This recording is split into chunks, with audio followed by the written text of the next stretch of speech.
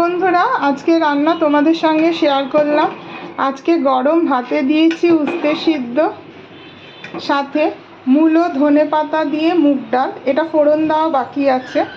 আর ভাতের মাড়ে, ভাত গেলে ওই মাড়ে এই সর্ষের শাকটা ভিজিয়ে রাখবো। এটা কাঁচা লঙ্কা সর্ষের তেল দিয়ে খেতে খুবই ভালো লাগে। সাথে সকালে জলখাবারের রুটি,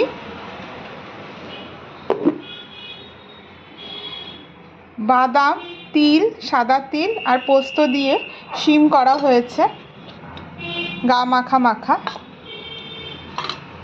বাঁধাকপির তরকারি, এগুলো ভাগে ভাগে তুলে রাখা হয়েছে। এটাও বাঁধাকপির তরকারি।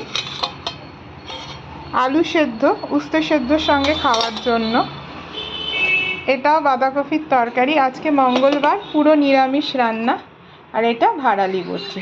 এই ছিল আজকে রান্না।